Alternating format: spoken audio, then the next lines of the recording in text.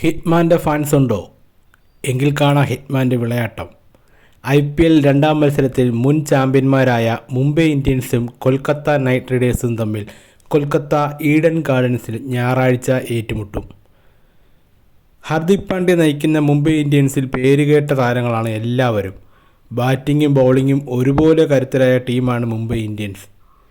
Mumbai Indians ഈ തവണ play ഓഫിൽ സാധ്യത കൽപ്പിക്കുന്ന എല്ലാ ക്രിക്കറ്റ് എക്സ്പേഴ്സും.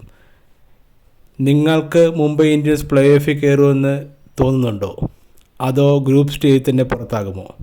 കമൻറ്റ് ചെയ്യണം എല്ലാവരും. അജിങ്ക്യ രഹാനെ നയിക്കുന്ന ടീമാണ് കൊൽക്കത്ത നൈറ്റ് റൈഡേഴ്സ്. മികച്ച വിദേശ താരങ്ങളും കരുത്തുറ്റ സ്പിൻ ഡിപ്പാർട്ട്മെൻറ്റുമാണ് കൊൽക്കത്തയുടെ കരുത്ത്.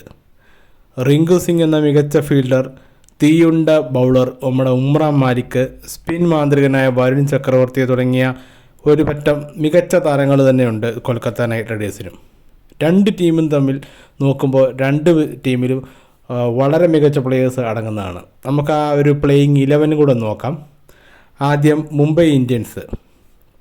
പ്ലേയിങ് 11 അല്ല, ഇപ്പോൾ പ്ലേയിങ് 12 ആണല്ലോ, ഇമ്പാക്ട് പ്ലെയറുകളുള്ളതുകൊണ്ട്. അപ്പോൾ ആ 12 പേരെ നമുക്ക് നോക്കാം. 1 Rohit Sharma, 2 Quinton de Kock, 3 Suryakumar Yadav, 4 Tilak Varma, 5 Hardik Pandya, 6 Naman Dhir, 7 Sherfane Rutherford, 8 Mitchell Santner, 9 Deepak Chahar, 10 Jasprit Bumrah, 11 Mayank Markande, 12 Ryan Rickelton അല്ലെങ്കിൽ നമ്മുടെ ബൗൾട്ട്.